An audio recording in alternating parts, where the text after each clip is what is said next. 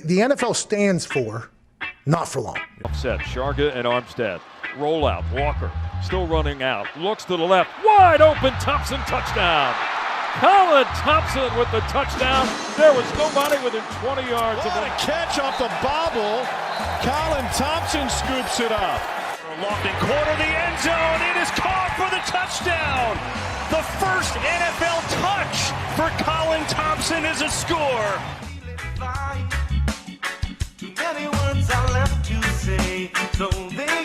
What's up, guys? Welcome back to the Colin Thompson Show, presented by Not For Long Media and brought to you by our friends over at the original Fudge Kitchen, fudgekitchens.com, shipping fudge and sweet treats across the country. You know the drill. All the great, fresh, handcrafted fudge that we were so fortunate to see how they make last week, shooting a commercial for our new show, Food Drinks Football, coming out here in about a month plus.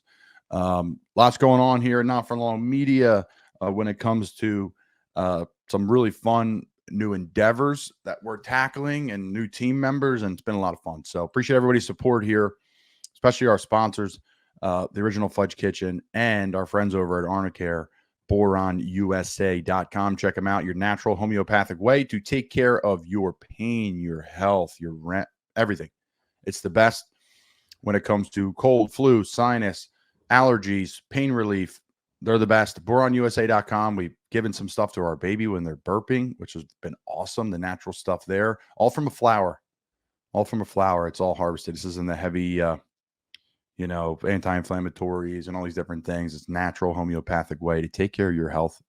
First-class individuals that we've been really, really blessed to be associated with. So thank you to the original Fudge Kitchen, fudgekitchens.com. Check them out. They ship it around the country. And BoironUSA.com, Arnicare, a wonderful product. Jack, it is unbelievable how hard that weight was for football. I think, how do I say this? You get used to it. You fill the void with other things in life. I like Premier League, Netflix shows.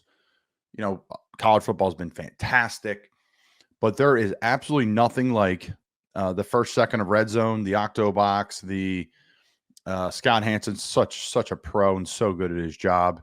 I'll say this too. I want to hear your thoughts. I think the impact of McAfee, Stephen A. Smith, whether people love these individuals or not, Colin Cowherd, Ross Tucker. I usually can rip through this long list of really good people, but the elite, the really, really good shows, Golick, Gojo, a show you work on Ross Tucker's show as well. How do I say this? Let me be articulate here as possible. The rising tide raises all boats. And I think there's now a better version of media members in sports. And yes, everybody has a platform, but that's also forced the people with platforms to work harder to capture their audience. And I think for a guy like me, who's not controversial and as a current free agent trying to get back in the league, I'm not going to make hot takes. You're going to get niche stuff for me. That's how I can grab people's attention and talk about what I'm passionate about. Really, at the end of the day, is that. But man, I think the content coming out, the guests, players are well spoken. You got guys coming right off the field into the booth. I think, and I want to hear your thoughts here. I just think it's a better overall sports media.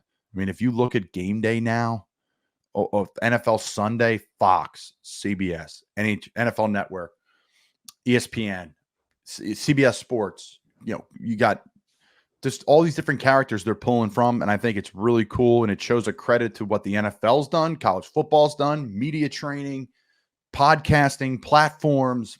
It's awesome. Yeah, I think it's a combination of many things. I think first and foremost, just the overall production value of the shows, just in the sense that this sport is as profitable as it's ever been. It's probably raking in much money, which in turn means they're putting more money into the product, which means paying more money for these people they couldn't probably get before. Do you think Bill Belichick, if he was where he was in 2005, would have gone and done ESPN in 2006 at that point in time? Absolutely not. So it's just the fact that you're able to get that for either just high quality shows, the production value of these game days and such, and then also get those guests and those current hosts and all that stuff. I think that in turn does it. And like you mentioned, just the rising media age for players. Just they're more media trained. They're doing it while they're playing. Typically, I felt like, at least when I was growing up, the path was you retired and then you started your media training. Like, I mean, I feel like, but nowadays you've got guys that get drafted and they start their media training, or even before they get drafted. Like, they're doing hits everywhere. Some got their own shows and such. So I just think it's like you said, like the rising tide. Like, it's just everybody is better. There is more content, which breeds competition, and there's more money to improve the products. No doubt. We're changing here. I'm going straight, and shout out to Baldy. I'm going straight Baldy breakdowns. I'm right. You got to follow the pioneers in your sport, right? Everyone, you took your people are going to, I'm sure, chirp me. This is Baldy stuff. Yeah, everybody does it now. Breaking down film. Brian started it. Now we're all trying to take it to the next level. And then Brian's got to work harder to continue to compete with that, right? I never forget, a couple years ago, my Uncle Chuck, sports writer for the Flyers, for the Courier Post in South Jersey and Philly for 25 years. And I mean, it's still a great job and a cool job. And all my friends, do it. A lot of my friends do it. Right. So, but back in the day, being the head writer for the newspaper, that was a big deal. And he covered the Flyers, and I would go up in the press box and it was, cool shit. Right. And then he went to the Capitals. The Flyers went a little younger. The Courier Post maybe went away. And then he wanted to get more like transition into TV. So it was like NHL Network would have him on for hits, like, let's go behind the glass. Chuck Gormley pregame in Washington. What do you think? And he was covering like Ovi and Backstrom and all those guys in Washington. And then I remember him saying, yeah, it's just hard to compete. All these players are coming off the ice and right into media now. And what that's done, I think, is pushing media to learn more too. Just the media members in general. A guy like Jack Connell, like yourself. You're asking me football questions. We're talking football. We're not just talking, well, okay, tell me how you're feeling after the game. It's like, hey, I saw that block there. It was some sort of counterplay screen. Like, what are your thoughts? How'd that unwind? Like those. So we're unpacking something that maybe some people are like, okay, great, whatever. But that's the first thing I noticed this weekend was like, man, there's so many ways to take these games in now. So shout out to the NFL, because without you, we're all broke, because you are a monster. People hate Roger Goodell. You're an idiot. You're an idiot. That guy deals with 32 and their investors. So whatever, 100 billionaires. And then every team, every head coach, every general manager, he's responsible for every player. I respect the hell out of him. I don't know him. I've heard good things about him on a personal level, that he's genuine and a good man. What they're doing, listen, the other thing too is, the NFL doesn't care about players. It's some great points. The mouthpiece thing, I think, should be mandatory. A friend of mine brought that up, and I've always thought that way too. Mouthpiece should be mandatory, but the Guardian caps, the new helmets, the investment in looking to artificial turfs, and like, I don't know. None of people say thank you. It doesn't get clicks. People are listening to that like in their car, like, great, whatever. Not enough people tell people how much they love them and how good they are. Right, the love them part's on a personal level, but like yesterday, I'm listening to Sirius XM. I'm preparing for my show tonight, 7 to 8 p.m. The Players Point, me and Al Gingold, fullback, Miami Dolphins, and I'm listening to Rich Gannon, and the way he's breaking down Deshaun Watson, and the way he's breaking down these quarterbacks in the league, I was blown away. I texted Rich, but it's funny in our world today. Just a split second, Jack. I was like, man, is he going to think I'm kissing ass? No, screw that. When you like something, tell someone how good they're doing, because you don't know, A, what they're going through, or B, it forces them to be better. Like, I texted Justin Pugh. Justin Pugh's killing it. They added him. Sirius XM added him. Logan Ryan. You don't think that's like to fire under my ass to do better? So I'm working my ass off so I can keep my job at Sirius, because now the big boys are coming in. Justin's a first-round pick. Logan Ryan, I think he's 10-plus years in the league, multiple Super Bowls, tennis. I forget who else is on that list. There's some great guys. So whatever. A little note from me as I digress. And I think it was interesting, Jack. You and I don't talk pre-show. I like to just talk about things. But, I mean, just talk about your show with Ross. Like, how much stuff you're putting out. Just briefly. I know it's public stuff, but, like, the volume and the work and the stuff that you and Ross put in. Yeah, I mean, so we do combined across all of the shows. It's 10 shows a week. It averages out to about 2 a day from our schedule. Sometimes it's 3 one day. There are 25-minute shows. So you have that combined with all of the social media stuff we do. So 5 days a week is just the general NFL podcast. And then Monday is college football. Tuesday is Even Money, which is betting. Wednesday and Thursday is Fantasy Feast, which is fantasy football. And then the 10th is Business to Sports with Andrew Brandt, which is in a set day.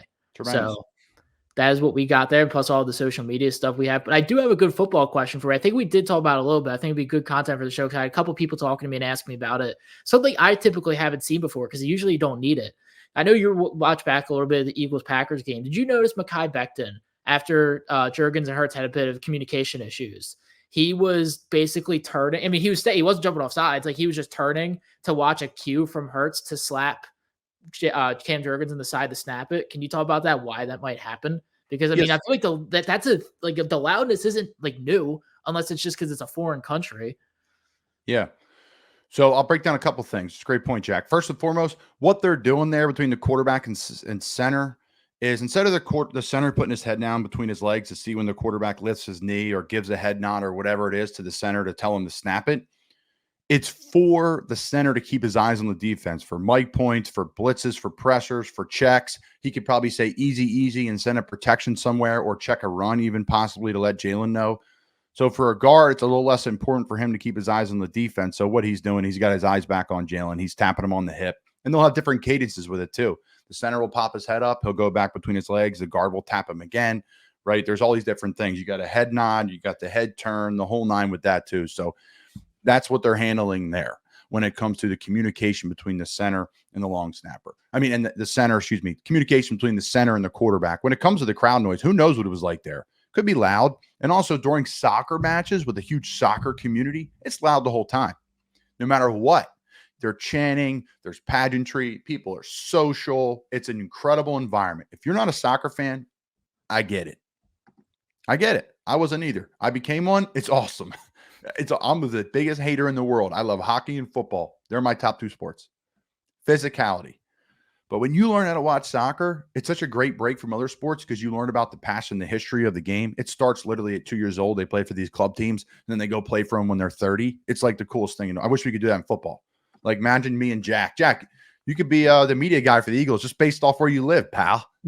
It's right there. Think about. That'd be cool. Like, imagine that. It's like, hey, you only can harvest from your area of X. And then if maybe say Philly's got the northeast side of Arizona, wherever, or like a state that's like not as whatever. I'm just trying to think, like North Dakota doesn't have an NFL team. So like Philly's got like anybody in South Dakota, whatever. Like, that's the thing about soccer. Like, I always knew that like soccer was local, but I've always like, I guess it's just my lack of international knowledge. The size skew of like London compared to like the United States or England as a whole compared to the United States, like that's like these teams are like basically just like small cities in London. Like, it's not like you're talking about New York and stuff in the world. When we went to Tottenham, you're just passing these little train stops. It's like me going from Doylestown to Philly. That's it. And you like pass Lansdale and say Lansdale has like a little team, right? They're just like your local club, contractors, beer drinking crew, blue collar guys playing soccer because it's a blue collar sport over there. Rugby's the white collar sport. I was like, what? He's like, yeah, it takes more money to play it. Soccer, you just need a ball and some cleats. You're good to go. You don't even need cleats. So long story short, Jack, you take the train, it'd be like going to Glenside and Glenside being Arsenal. And then you take the train and you roll through Hatboro and Hatboro's Man City. And then you go on the next train stop and you get to New Britain and they have like a double A team. They're Wrexham. That's it. You just roll through these towns and they've had the teams forever. Like, it's way different than pro sports. I implore people to do it. Like, pick a team, like their colors, make sure they're not getting relegated every year so you can watch the games on TV and get into it. But I digress. We talked about everything. You bring up a great point. I'll hammer this. Last point on the game. I don't know if you guys noted this weekend, but it's an absolute joke what the NFL's doing with the iPad on the sideline, the Microsoft Surface, and you still just get pictures, okay? You get pictures of the plays. You get a pre-snap picture, you get a during the snap picture, and you get like a post-snap picture. That's the pictures you get that you get to analyze on the sideline as players are moving through the surface. Not a video, pictures. In preseason, they mess around with the video. High school, you can get an iPad. Huddle will send the play right to your iPad. High school football, you could see the play on film and coach the kid. College, you get a pad. You can coach the kids from a pad directly on the previous play. But the highest level of football, we have screenshots of the things you're seeing on defense. I think that's something that needs to be updated. Like they're messing around with first down markers and all that stuff now. But like, can we get the iPads? Can we get the Microsoft services into 2024 and have us watch some tape and see what the quarterbacks are seeing? On the flip side, I like the pictures because the coach can't hammer you as much if you screw up because they only have the pictures. So you can kind of move on and go to the next thing, which was kind of nice about the pictures and why I would argue against my point too of, hey, keep the pictures this way because as a player, if you have a bad play, you want to move on. And if you have a good play, you still need to move on because if you screw up later, the good play doesn't even matter. So food for thought there. I digress. A new segment here. We're going to go team of the week, college and pro. College and pro. All right. Team of the week for me this week, brought to you by the original Fudge Kitchen, fudgekitchens.com, shipping fudge and sweet treats across the country. It's the LA Rams. Yeah, they lost. But man, did you see the clinic that Sean McVay and Matt Stafford put on? Missing Rob Haverstein, starting tackle. Missing Tyler Higbee, starting tight end. Puka Nacua goes down in the game. They're missing another offensive lineman that is just getting eat up on the left side, right? The left tackle. God bless the guy. Comes in, no warm-up, no nothing. He's got to play against one of the best defenses in the NFL on the road, fighting for his life. The defense is young. They're flying around. They're playing a brutal, physical, Ben Johnson offense, Dan Campbell. They hold their own.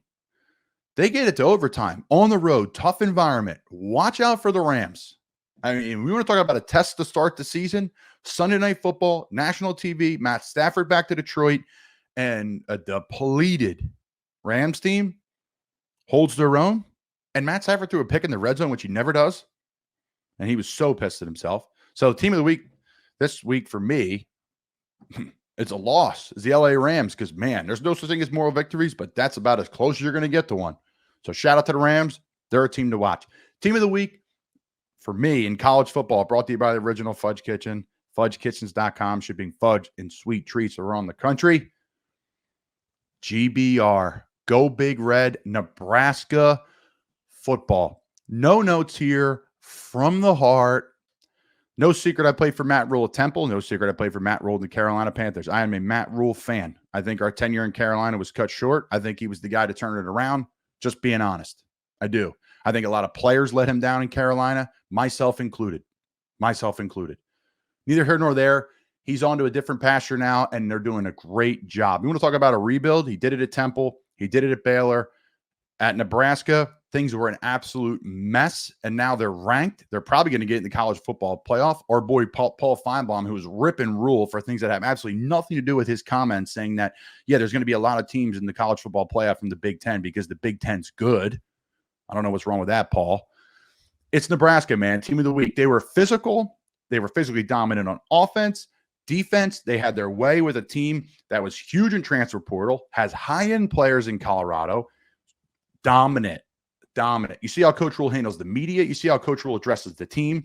He is all about not beating ourselves, controlling what we can control, and being so mentally, physically tough that you come back every single rep the same way.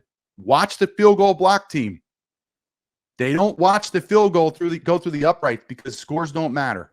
Scores change the way you play, and you become emotional. Instead of playing with emotion, you become emotional. So Coach Rule, Nebraska football, team of the week this week in college football for me, dominant, and that's a team that every Saturday you want to tune in and watch. Jack, your thoughts on those two teams? Yeah, I mean, Nebraska was just really, really fun to watch. I mean, that it was such a fun game. Like, it's like there's just one of those teams, like, it's just really nice. Like, I don't know if it's the offensive lineman in me. It's just really nice to watch simple plays executed well. Just seeing a nice ground game developed. Duo, power, it doesn't matter. And you know what's funny about Raiola, Jack? I'm sorry to cut you off. Everyone's like, he's playing great. Yeah, he makes some nice throws, but he's just not turning the ball over. That's it. Yeah. I mean, but like, it was just like the other side. It was just weird. Like, with both those Colorado games, like on the other side, North Dakota State was so fun to watch. Just watching multiple tight ends in motion to the same sideline scrimmage. That's a like, tough draw for Colorado State week one, boy. That's so fun to watch. Like, that's just fun to watch. They don't And then exist I just anymore. get confused because then Colorado, they just completely abandoned the run in their game. Like, after like the first drive, like they refused to run the ball. They It was just can't it against was that front. Can't do it. Can't against that front. They're nasty in Nebraska. And they got that kid who wrestled heavyweight in the Big Ten, and now he's playing D-line for him. That's a cool story. That kid's going to get drafted in the 3rd round, play for 20 years. But like, I mean, honestly, like I kind of told you this before we talked. My team of the week is a team that lost this week. Okay. I think Boise State. I think Boise State legitimately can be the G5 team in the college football playoff this year. However that's decided, like I don't think they're going to be one of the 4 highest ranked conference winners, but I think could see them as that 12 seed. They lost to Oregon just 37-34. It is there's a lot of guys, but it's a one-man show. It's best way I can describe it. Have you ever watched Friday Night Lights? Of course. What type of question's that? I don't know. But like, it's like Smash Williams. Like there was like, this is Smash Williams is the Dillon Panthers offense. He's going to lead them. Ashton Jeanty is going to take the Panthers to state. And by that, I mean the Boise State Broncos to the college football playoff. The Boise State Panthers from He's got 9 touchdowns in 2 games. And he is running against legit college, like Oregon. Like, I mean, I don't got to tell you how great of a team Oregon is. I mean, they're one of the 3 or 4. I mean, they're ranked 7th, but they're probably one of the 3 or 4 best teams in the country. And he made them look like nothing. You know what this is, I Jack? mean, You know what this is? I don't know what Boise State's NIL is, but it's probably solid. This is a prime example of how NIL works for your benefit. Meaning, we're going to develop our kids. We're going to keep them in-house by taking care of them every year. That's it. Because guess what? They're not more talented than Oregon. Oregon's an all-star team. And they beat them up. I mean, your point now, I didn't get to watch the tape as much as I wanted to, but great point, Jack. Yeah, I mean, I'm just really terrified for whatever team lands him in the first round, whether I don't know if it'd be this year or next year, and you get him like Boise State, like they don't have a bad offensive line, but put him behind an NFL offensive line, like that's a terrifying thing to think of. I mean, this is a really, really great crop of running backs in college football right now. There always is every year, and the thing is, they get in. They better hope to play for the Niners. Or Miami, anybody in that offense, or Kevin O'Connell. It's amazing. Why would you not? And people are. I can't talk about all my stuff in the NFL, and I'm probably going to get into coaching or whatever, so I can't. It's a shame, Jack. Man, I'd be a hell of an insider. Shit, I know. Oh, my God. Teams trying to poach low-level coach it. I mean, I can't get into it. How about, I mean, we were talking about offensive line, or be a just hell of about an the insider. 49ers specifically. Shout out Jordan Mason. That was like, dude, he's a prime example. Christian runs the same way. If you watch him when they run, everyone's like, he's physical, he's dominant. He just runs the track. He just does exactly what he's coached to do. And the O-line and the running backs and the tight ends and the fullbacks are all tied together. Like the outside zone scheme, Jack, if you're tied together and you have reps of it, it takes years. Years. We try to do it in Carolina. You need more than 1 OTAs. And you know what the shitty part is? You better win the first year so you can keep installing it, because when it's in, it's gold. It's gold. I saw with this tweet was funny. It said, you know, it's a Shanahan offense when Mr. Irrelevant is handing off balls to an undrafted free agent rookie running back who's putting up 6.5 yards a carry on a defensive line full of first rounders by running behind a 3rd round rookie right guard. Like, I mean, it's the joke's overplayed, but like, true. I mean, like Shanahan gets the best out of his guys. You know who gets the best out of his guys? The guy in Miami, but we're going to get that in a second. I'll say this too, Jack. Well, I can't. So you're not going to say it. I'm going to say it. Purdy, he's the truth. I'm a believer now. I've always been a believer in the guy's really good, but I think you got to mention him I think you got to mention at the top it's here too. There's 5 guys on the planet that are just different cats. Just different cats, right? Yeah. Completely different cats. Yeah. But he's at the top of tier 2. I think Stafford's a different cat. He's in that category. Different cat. But he is the top quarterback in tier 2. Brock Purdy. Yeah. The guy's on the money. Every throw's on the money. And he operates that offense, Jack, like a magician. Yeah, I mean, the best way I can think of it is like the same way, not the typical way, but with the way Cam Newton described a game manager quarterback.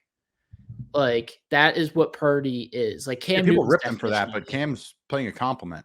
Yeah, I know. That's what I'm saying. Like that's like because game manager, you get the trope of like that. So that's why I was trying to clarify. You Like get the, he you is like get the the good Trent version. Dilfer situation, and Trent was good too. It's a shame, but Mhm.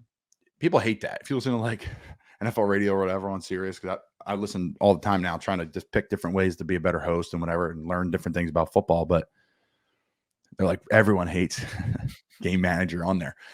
Yeah, but I think he's the top of tier two. There may be better looking players, or better, better looking in the sense that they run, throw, all the good shit. They're 6'6".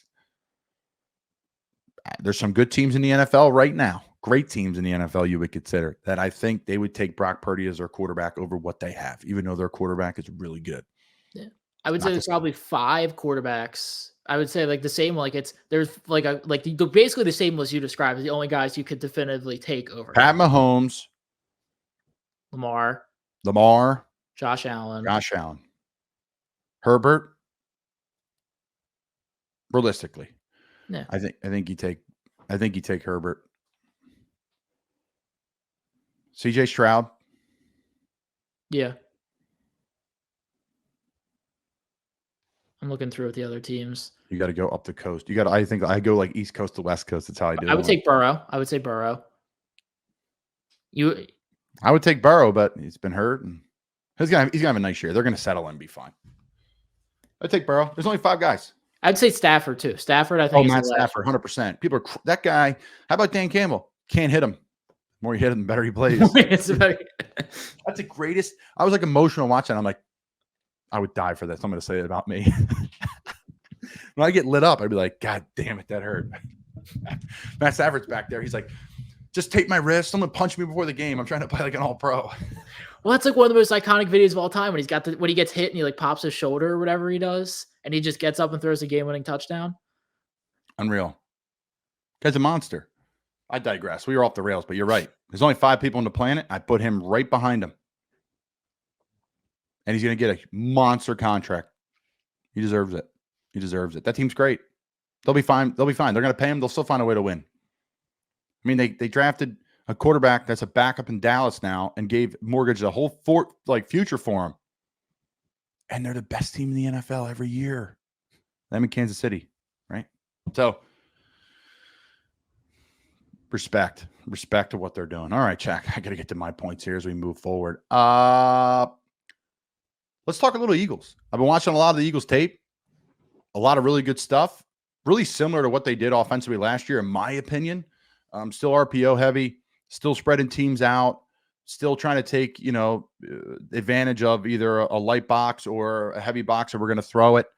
I thought Jalen, who I'm a fan of and a guy I always believe in betting on, really did some things that I'm sure he wants back. Late throws down the middle, late throws across the field, read zone, pulling the ball when there's kind of a DN really standing right there waiting for him. Choices on RPO versus some press man coverage stuff that I think he's going to want back. I always bet on Jalen Hurts. I think that guy's an absolute monster, and he's going to find a way to get it done. And Kellen Moore is doing a really nice job finding ways to generate touches for Saquon Barkley and all their receivers. But more importantly, the one thing we were dead right on here is Saquon Barkley's a bomb into that offense. The guy's an absolute monster. Shocker. People aren't talking about his injuries anymore. Shocker. Every player gets hurt in the league, period.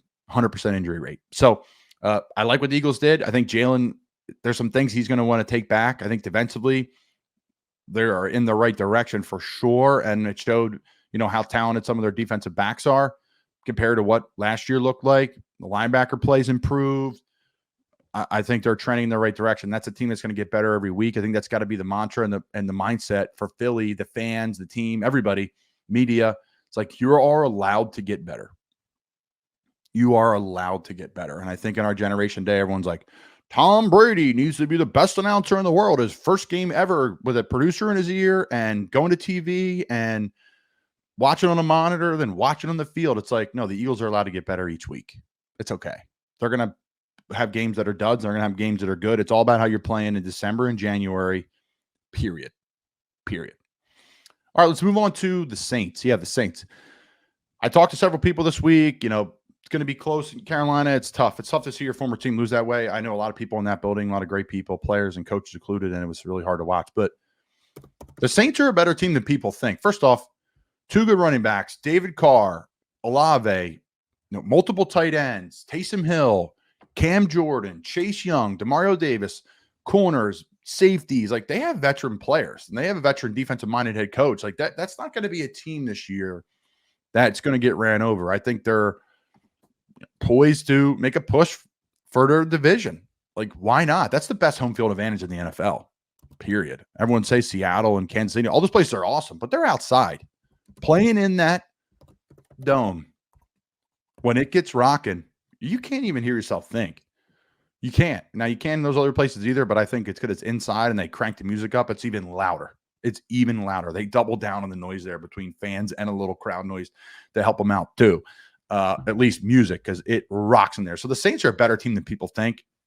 Let's just keep the main thing, the emotion out of it. I try to encourage fans, like, okay, focus on the roster, focus on the coaches, focus on how the team wants to win. And like, okay, like, that's a team that's going to be around this year. You're not going to be able to push them around.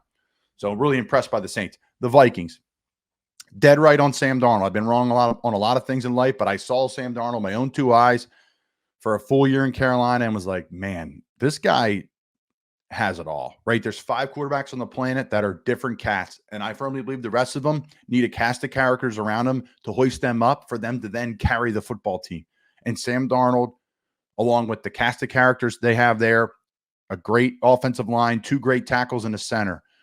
I think the best tight end room in the NFL, especially when Hockenson is healthy. Receiving wise, depth of the position, and then JJ is ridiculous. Jordan Addison's a great player too. A lot of talent there. Bring Aaron Jones over from Green Bay. Defensively, you got a cover 0 blitz team. That offenses on the other side of the ball got to spend a lot of time worried about how to beat different checks, what's coming, where's the pressure coming. And then they have talent. They were active in free agent this year because they moved on from Daniil Hunter and they moved on from Kirk Cousins. So they have some money to spend. And I love that approach. Obviously, JJ, it's a shame he got hurt, but Sam Darnold stepped in. He was great. 12 for 12 to start the game. He's exactly what he can do. The play action pass, the scrambling. He'll have a huge scramble this year. The guy runs really well too. So really impressed by Sam Darnold. Not a shocker for me. He's a great guy. He works his ass off. And, going with Kevin O'Connell and their staff there, they do a really, really great job with their team and getting their quarterbacks comfy, because Kevin was a quarterback in the NFL too. And I think really what he does from my time in Minnesota there is he relates to players. He can calm players down. And if you just play in the system there, you're going to have success. I move on to the Miami Dolphins. I watched the entire tape last night of the Jacksonville Jaguars Miami Dolphins game. It's the most fun offense to watch in the NFL. Of course, they have the gadget players, guys. I'm not talking about the guys that run fast and all that. I'm talking about the head coach. I'm talking about the OC. The things they do to put their players in position to make plays is remarkable. Simply remarkable. The short motions in, the short motions out, the shifts.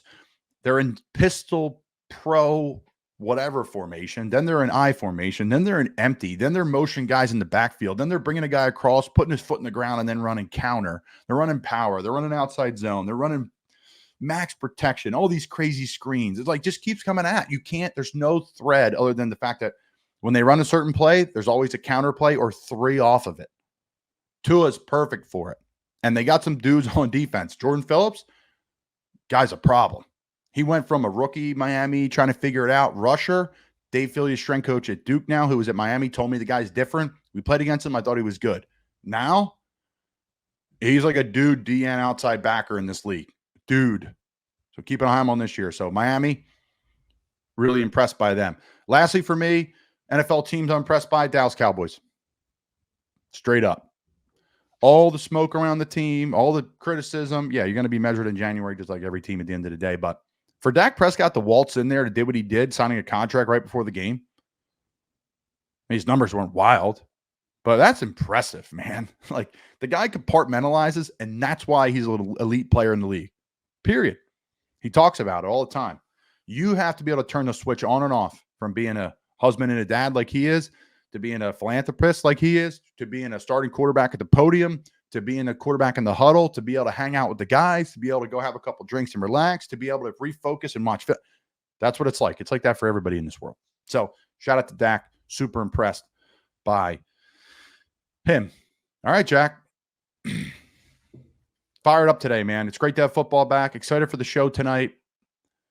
Hey, man, rising tide brings all boats, and I'm really excited for the sports media world today, man, because it's been awesome. From Olympics to preseason football coverage to now, it's been for a sports junkie like me, because I think the rest of the world is crazy. I'll leave it at that. I love it. I love it, man. It's good stuff. Anything, Jack, before we go?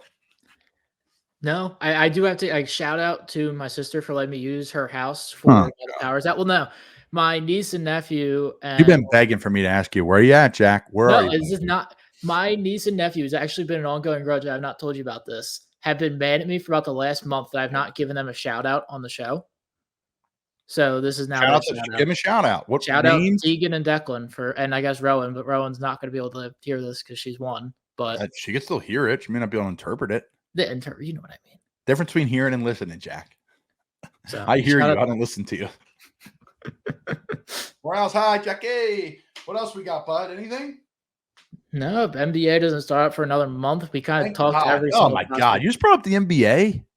We talked about every possible thing. We talked about the NFL for the last 35 minutes. You brought up the NBA in the heart of the NBA. What a bore fest that league is. Bore fest. Olympic basketball, tremendous. I would watch that over the NBA 100 out of 100 times, even the finals. I would watch the final final 8 of the pageantry, the history, all the juice around Olympic basketball, then watch the NBA. I really would. Well, of course you're a sucker for dynasties, and there's only one dynasty in Olympic basketball. So of course you would. It's not about it. I loved it. I love the juice, where these guys are from. I don't know. NBA, I love the players. I think they're great. Tremendous. Go get paid, have fun. It's just like, I don't know. It's just not that exciting of a product. I don't know. Sorry, man. Sorry. All right, Jack. That's it. Thanks for listening, everybody. Check us out. Not for Long Media on social media. All our shows available across every platform, including YouTube. Jack and our team do a fantastic job. Thank you, guys.